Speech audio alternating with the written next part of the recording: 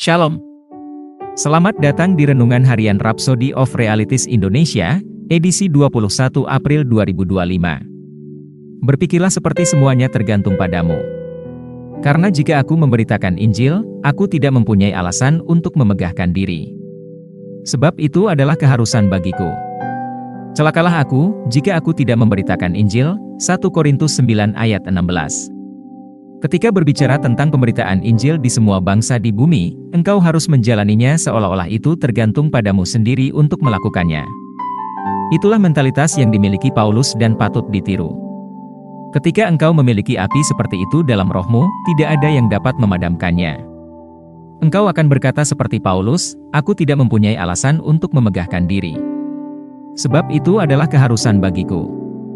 Celakalah aku, jika aku tidak memberitakan Injil." Paulus menyadari beratnya tanggung jawab yang dibebankan kepadanya dan bertekad untuk menyampaikan pesan itu ke seluruh dunia. Posisi, pemikiran, dan mentalitasmu harus sama. Jangan memiliki gagasan bahwa ada begitu banyak orang Kristen, gereja, dan pelayanan di seluruh dunia, aku harap mereka akan melakukan sesuatu untuk pemberitaan Injil secara penuh.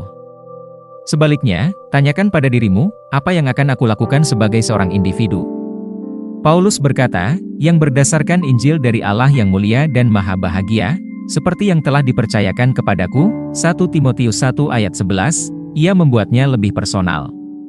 Dapatkah Tuhan mempercayai engkau untuk melakukan hal yang sama? Jika ia menyerahkan pemenuhan visinya kepadamu, dapatkah engkau dipercaya untuk menyelesaikannya?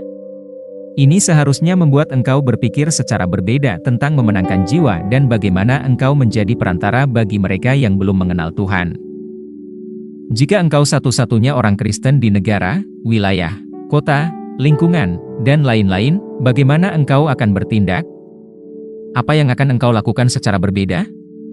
Apakah engkau akan melanjutkan dengan langkahmu saat ini, atau menghadapi tantangan dan berbuat lebih banyak? Bertekadlah untuk membuat dampak yang jauh lebih besar dengan Injil di lingkunganmu. Jangan menunggu, buatlah keputusan yang perlu engkau buat dan segera tindak lanjuti. Tetapkan prioritasmu untuk memenangkan jiwa dan penginjilan. Mungkin ada banyak hal yang bersaing untuk mendapatkan perhatianmu, tetapi engkau harus menempatkan kerajaan Allah di garis depan kehidupanmu. Matius 6 ayat 33, tetapi carilah dahulu kerajaan Allah dan kebenarannya, maka semuanya itu akan ditambahkan kepadamu. Mari kita berdoa. Bapa terkasih, terima kasih atas tanggung jawab yang telah Engkau percayakan kepadaku untuk mengabarkan Injil di duniaku.